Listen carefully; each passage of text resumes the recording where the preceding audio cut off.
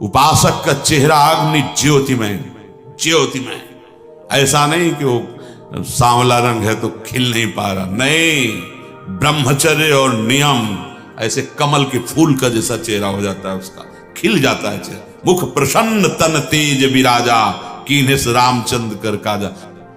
आधा अन्न और जो आधा बचा उसमें आधे में जल, 3 लीटर जल प्रत्येक शरीर को चाहिए ही चाहिए।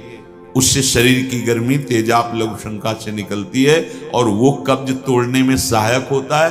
प्रातः पहला जल बिना कुल्ला किए पीना चाहिए, बिना स्नान आदि किए, शौच के पहले जो हमें जाना है तो हम उसे नियम दिए कम से कम 500 ग्राम, इसके ऊपर आप जितना ले सके जल, वो भी गुनगुना, मतलब थोड़ा अच्छा गर्म होना चाहिए कि आप आराम आराम से पी सकते हो, पर गर्म है।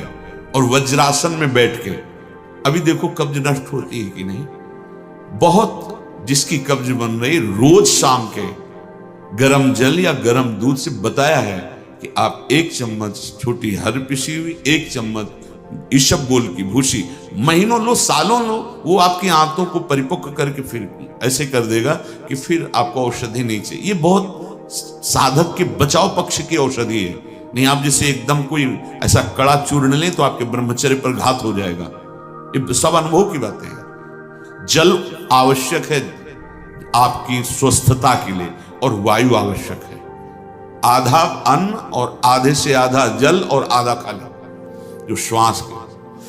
यहां तो बस सावधानी रखो, ये अन्न बढ़ता चला जाएगा आपका खुराक, आपको पदार्थ और अच्छे अच्छे मिलेंगे क्योंकि आप भगवत प्राप्ति के मार्ग में चले हो, कोई कमी नहीं रहेगी। ये मत सोचो कि ये बर्बाद हो जाएगा, नहीं, तुम अपने बर्बाद होने को बचाओ। अगर एक दिन तुमने ज्यादा ले लिया, बच गया है तो, लेकिन आप अपने उदर में मत डालो, समझो हमारी बात। बहुत से जीव जंतु हैं, बहुत, आप उतना ही लो जितना आप पा सकते हो। अगर भगवत प्राप्ति करनी तो संतन की संगति नित करे, रोज संतों का संग करे, सत्संग। पाप कर्म मनते परिहरे, निषेध हो गया। जिस पाप किसे कहते हैं? जिसे शास्त्र कहता ना करो, संत जन कहते हैं ऐसा ना करो, वो निषेध पाप कर्म है। ये तो हुई भगवत प्राप्ति की प्रथम भूमिका। प्रथम भगत संतन करी संगा।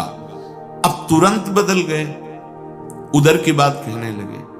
मतलब कितनी खास बात है उदर को ठीक रखना, कितनी खास बात है। दूसरी ही पंक्ति में कोई साधन की बात, पहले साधु संग करो भगवत प्राप्ति के लिए नित्य, और पाप कर्म से मन का त्याग करो। मन उनका संकल्प ना बनाने पावे, तन से कोई पाप क्रिया ना हो। फिर सीधे आ गए, कह रहे हैं अरु भोजन सो इहि विधि करे। उपासक कैसे भोजन करे? बोले मेरे अनुभव और संतों की आज्ञा, इस विधान से भोजन करे। क्या? आधो उदर अन्न सो भरे, आधा पेट भोजन करना चाहिए। आप 6 रोटी पा सकते हो तो 3 ही पाए, पहले सच्ची बात मान लीजिए। आप लोगों को अनुभव इसलिए नहीं होता कि आपका हृदय भी पवित्र उस कोटि का नहीं है, नहीं तो एक कवल बता देगा कि अगर सहज सरल भोजन पाओ, सात्विक रोटी है, दाल है, सब्जी है, सलाद है,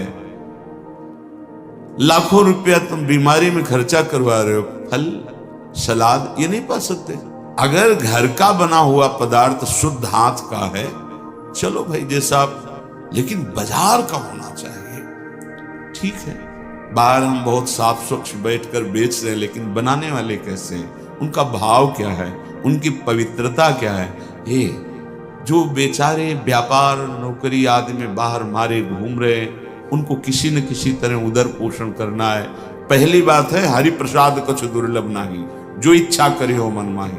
उसे ये न समझे कि भगवान प्रसन्न होकर हमें दे रहे हैं। बच्चे हो, हट करोगे खिलौना पकड़ा देंगे, खेलते रहो। जब रोगे खिलौना फेंक के फिर गले से लगा लेंगे। काहे समय बर्बाद करते हो? पकवान, ये पूड़ी कचौड़ी सब्जी परेठा गरिष्ठ पदार्थ और ये जितनी बाजार की चीजें, इनका सीधा कब्ज से संबंध होता है, सीधा ये कब्ज बनाएंगे।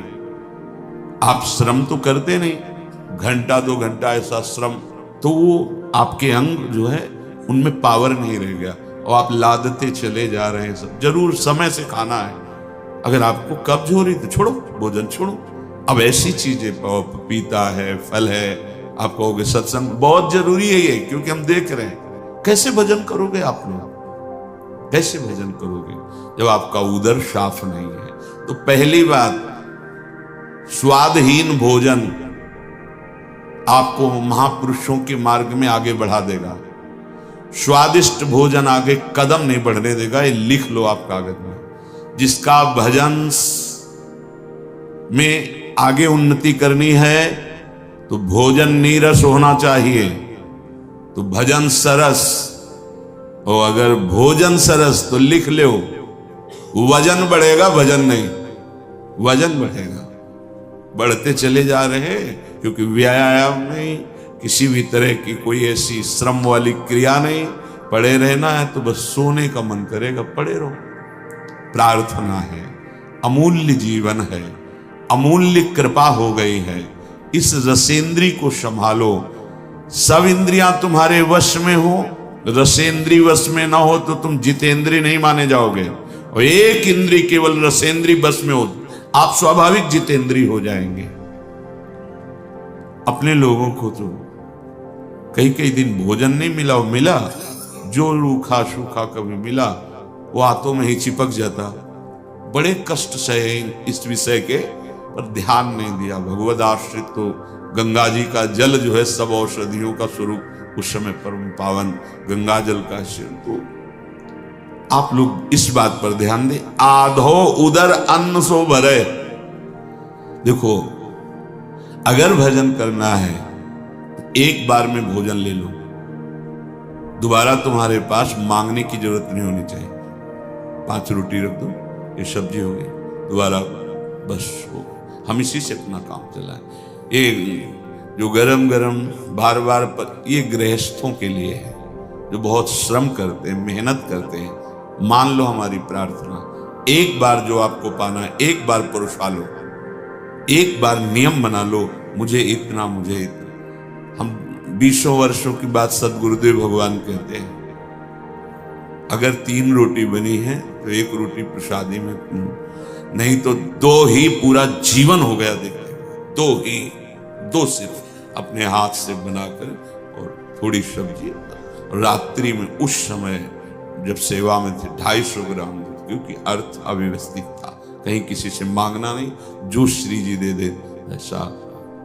महापुरुषों ने भजन के लिए सर्वस्व त्याग किया है, और हम भोजन के लिए भजन का त्याग कर देते हैं, श्री जी के चिंतन का त्याग। देख लो, आप देख लो। और जितना भोजन आप पाते उससे आधा लेना है आपको।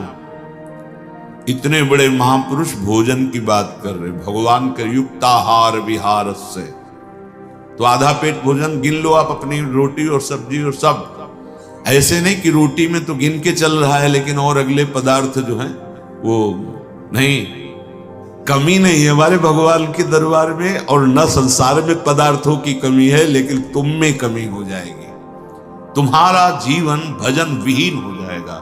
मेरी प्रार्थना मान लो प्यारे, अगर जैसा आदेश हो रहा है ऐसा भोजन, तो भजन का नशा बढ़ने लगेगा। आप देखो तो अपने लोगों को तो जीवन का अनुभव यही रहा है।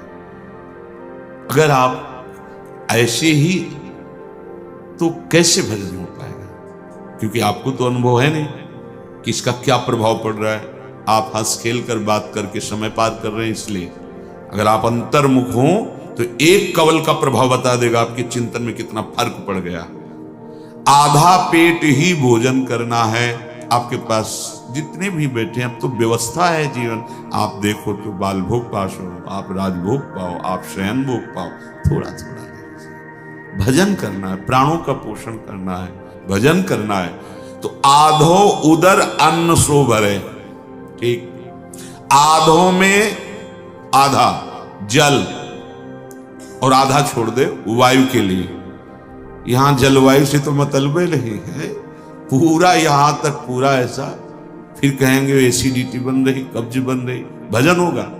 ये बहुत आवश्यक है, इसलिए हम इस विषय की चर्चा कर रहे हैं। आप लोग इस पर ध्यान दीजिए, नहीं दोगे तो आपका भजन नहीं बन पाएगा। और आगे सावधानी के लिए करें, आपको व्यायाम करना है। जैसे भजन के लिए नियम दिया था ना, सबको करना है, दंडवत के लिए नियम दिया था, ऐसे मान लीजिए 10 मिनट कर लीजिए आप व्यायाम, और 2-3 किलोमीटर पैदल चलिए। अरु जो परालब्ध शो आवे, ताही को सुख शो बरतावे। भगवत इच्छा से जो आपको मिले, रूखा सूखा, आपकी इच्छा नहीं होनी चाहिए। देखो, इच्छा नहीं है, इच्छा रहित होकर के कुछ भी मिल जाए वो आपको बांध नहीं पाएगा, पक्का। और अगर पकवान आदि मिलता है तो जितना भोजन पाते थे उससे भी आधा कर दीजिए, कभी नुकसान नहीं होगा। लेकिन जितना हम भोजन पाते हैं, जब पकवान आदि मिलते हैं तो उससे डबल कर लेते हैं। बुद्धि है, इसको दबकाओ, कुछ नहीं, उन्हें पूरा जीवन हो गया खाते खाते। बड़ा समझो समझो, हम भगवत भजन करने के लिए आए हैं। पूज्यपाद सिवड़िया बाबा जी महाराज, जब उनको भगवान नर नारायण ने उपदेश किया भगवान शंकर जी के मंदिर में, उस दिन से वो अध्यात्म स्थिति प्राप्त करने के लिए एक कवल पाते थे। एक कवल सिर्फ 24 घंटे में, ऐसे ऐसे शनवाली रोटी और इतना जो बना, एक प्राण पोषण के एक कवलन, अस्थिमात्र हो रहे से छवि लगी कुटिया में, 18 घंटे पद्मासन, वर्षों सोए नहीं, लेट करके ऐसे रख लेते ऐसे, और बस उसी में थोड़ी देर ऐसे फिर बैठ गए।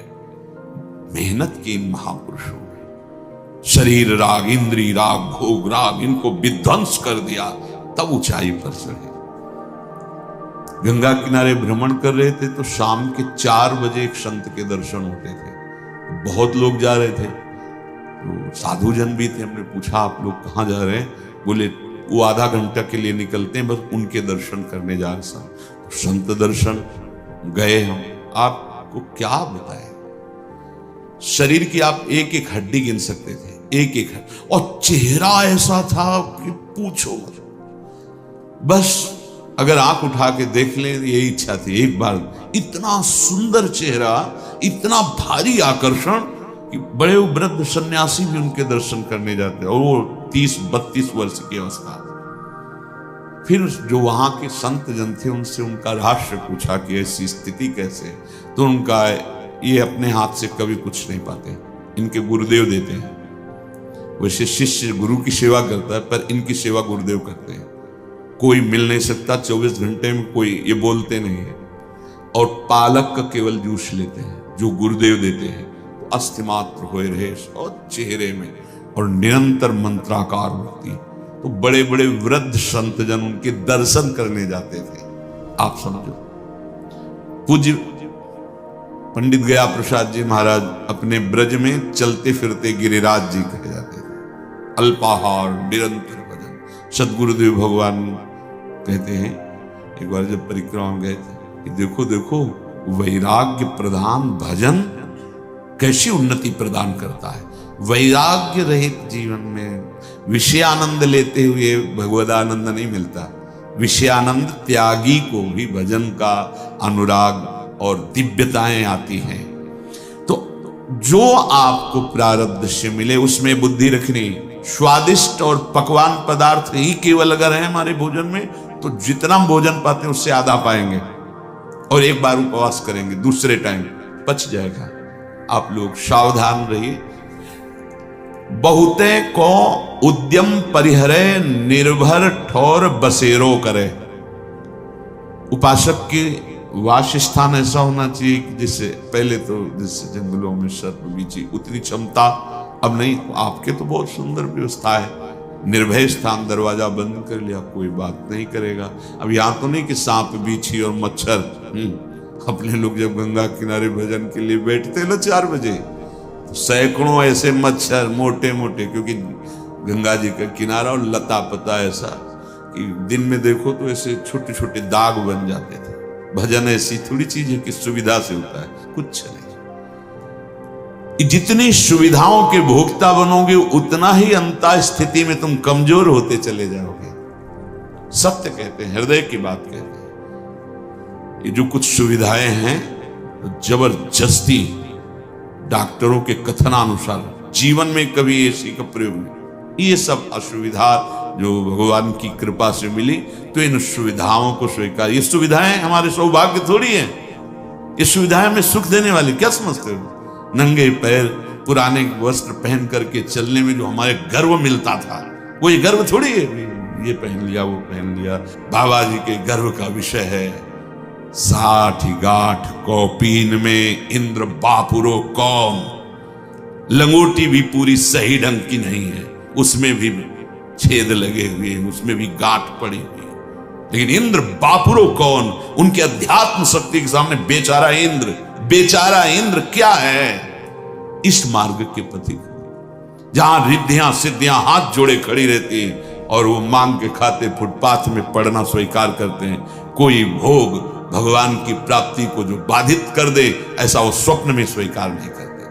आप भी बहादुर हो, संसार के मार्ग का त्याग करके, विषयानंद का त्याग करके भगवदानंद में चले हो तो चलो। इच्छा रहित कुछ भी पाओगे, बंधोगे नहीं।